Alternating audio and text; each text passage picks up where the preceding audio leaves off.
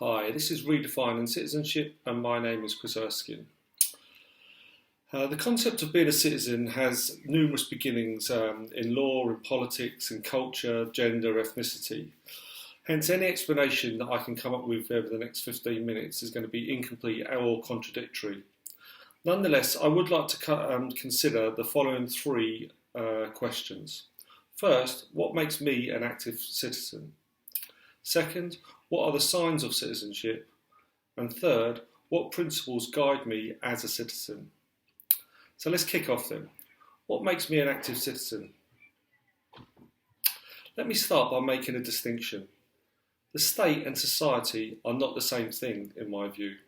Society describes this condition of human existence, while the state is one of many ways of organising social life. Let me state that again. Society describes a condition of human existence, while the state is one of many ways of organising social life. This distinction is important to me because the idea of being a citizen in terms of the state is based on the foundation of inclusion and exclusion, being in or being the other. Sometimes this has meant being a male and not a female, free and not a slave, white and not black. But the point is that this separates people out in accordance to power, status, and levels of economic autonomy. It is also aligned with particular functions such as voting, law-abiding, national identity, etc. In contrast, I believe the concept of society seeks to be more inclusive. It requires a deeper look at what active citizenship looks like. In my view, it requires a more dynamic involvement. To be an active citizen requires spaces in which we can imagine and create alternative ways of being and living. It requires a critical examination of how states treat us. Society, in my view, is the seedbed of active citizenship. I think we have lost the art of citizenship and therefore lost the sight of a meaningful democracy. In its place, we have opted for representational democratic models and have watered down the understanding of citizenship. Let me be clear, I don't believe in voting. I don't believe in centralised state management. I think we need to occupy public life together, not abdicate our responsibilities. Citizenship, in a sense, is a verb, not a noun. So what are the signs of this citizenship that I'm talking about? So if we are to avoid state citizenship, what signs should we be looking for? I believe that there are three healthy starting points for this journey. First, we need to look at people's passions and gifts. We need to identify and appreciate what really excites us. What makes us most happy, but also what makes us most determined. Passions and gifts are always the centre of creativity and innovation. Second, we need to look and appreciate our associations, relationships and friendships. Relational links make up an intricate web of possibilities. Listening to the stories of others always offers us a retelling of our own lives. These links always offer adaptation, collaboration and advancement of our passions and gifts. And third, we need to look at events of celebration and violation. We need to think about spaces that we most enjoy occupying, the places which offer us freedom of thought, action and imagination, spaces of retreat, engagement and carnival. But this needs to be coupled with the thoughts of violation. Citizenship requires critical engagement and dismantling of vested interests and inequality.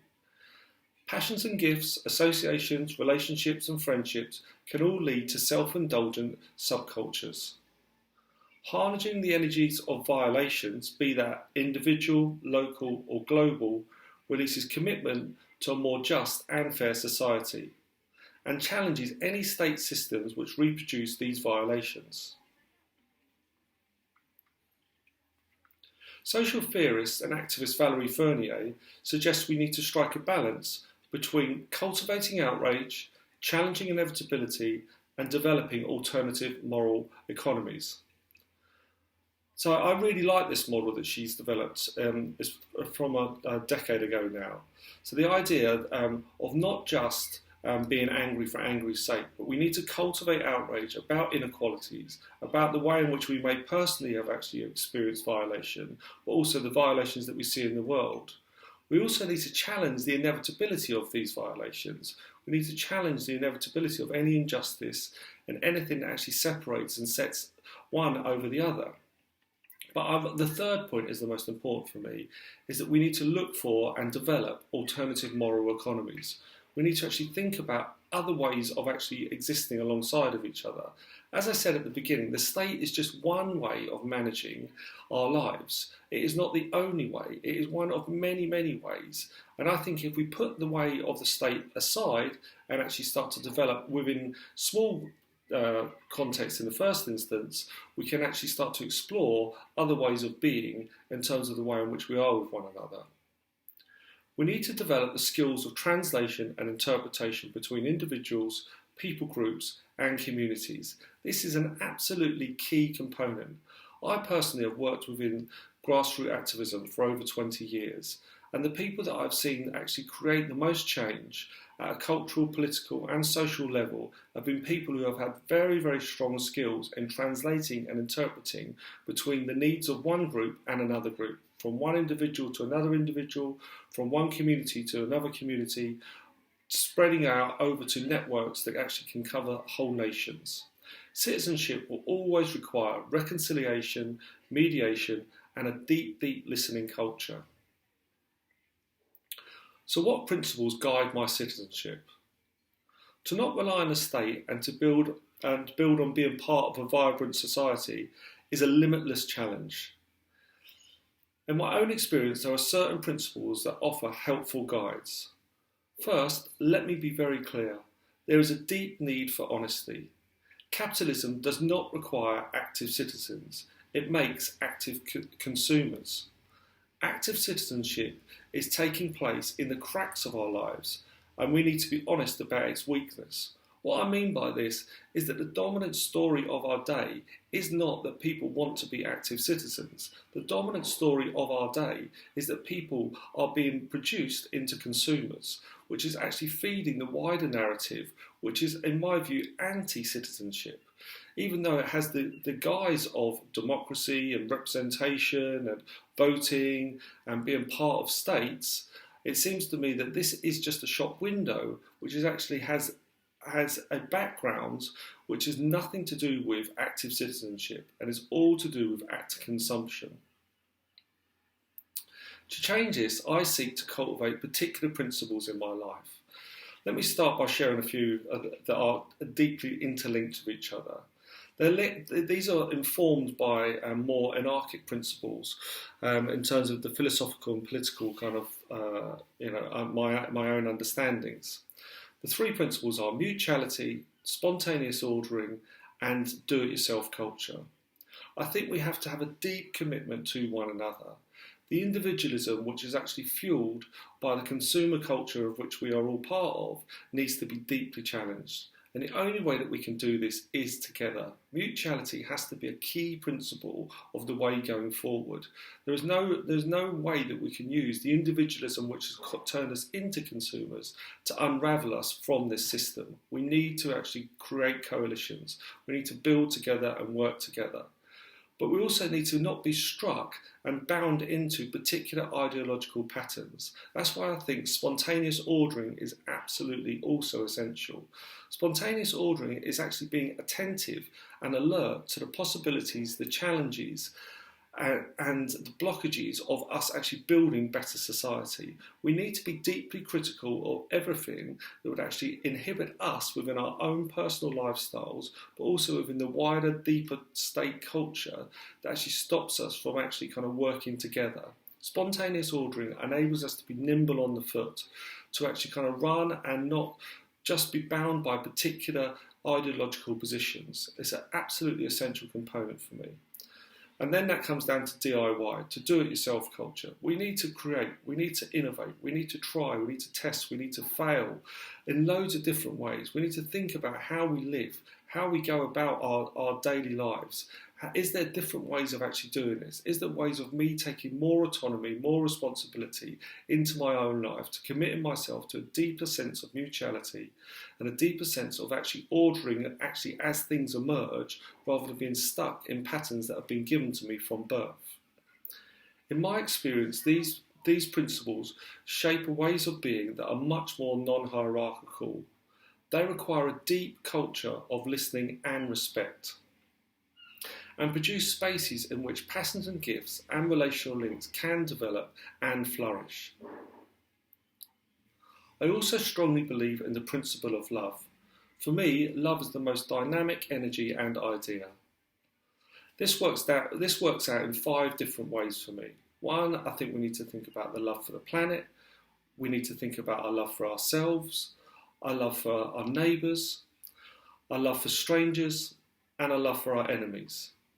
I think it's very, very easy just to think, and I think it fits into the wider narrative of consumption, to just love ourselves, even to actually love our neighbours, although I think we choose who our neighbours are and who our friends are. But the idea and the dynamic of actually loving strangers and actually loving our enemies and loving the planet brings in a much, much more radical critique in terms of the way in which we live, in terms of the society of which we are part, in terms of the future of which we want to participate in and actually hand on to those that are following us. So love for me is deeply, deeply radical, deeply subversive, and asks questions beyond our own selfish desires. Most importantly, the response of love is to actually lay down our desires, to lay down our lives for the love of others, for the love of our neighbours, for the love of strangers, for the love of enemies, for the love of the planet. This requires something that is outside of us, actually continually pushing into us and making us those living, active citizens, thus offering a distinct counter-narrative to the economic hoarding and the fear and the self-protectionism that I think is embedded into capitalism. The state offers us a way out. The state suggests that we are being active via voting and via tax paying and law abiding and things like that. But actually, for me, this is just the guise which actually stops us from actually really properly thinking through what it means in terms of citizenship. So in conclusion, let me finish by returning to the beginning. Everything that I have said is incomplete and contradictory. I seek to choose society over the state, but I am deeply enmeshed within the apparatus of state and its benefits. I am male, white, post-working class, highly educated and European. Privilege pours out of my existence. My current lifestyle supports the very system I am trying to change on an everyday basis. So what is the way forward in this? I think we need to embrace the idea of weakness. The feminist writer Verta Taylor talks about abeyance. What happens when, in her instance, she's talking about feminism. What happens when feminism isn't winning? Her study between the period of the suffragettes in the 60s and 70s looked at what happened to feminism when it wasn't breaking through the social fabric, when it wasn't actually being heard, when it wasn't being championed by many women, let alone the wider society taking on those values. How do we live in abeyance is her question. And I think that this is where we are now. We need to think about active citizenship is not winning. Active consumption, consumerism, is the thing that is winning. However, I live and I fight with the hope of the things that are not yet seen. I do believe that we need a deep faith in actually believing that actually things can change. Back to this idea about challenging inevitability. I seek to occupy and propagate spaces in which seeds of change can take place, despite how weak they are, despite how little they are compared to the multinational corporations and global finance flows and information flows that are supporting the current day picture. Spaces which support and allow people to rethink and ways of being. We need to believe in the small, believe in the seeds of change, believe in the insignificant. Spaces in which our relationships are moving away from the civilization of capitalism into what projects that you may have heard of, the Dark Mountain, called the uncivilization of society. And their argument is, if civilization has brought us to this point, which is economic, environmental catastrophe, then we need to uncivilize. And that uncivilization, for me, needs to rest and be birthed through love. I hope that's helpful. Okay, thanks. Bye.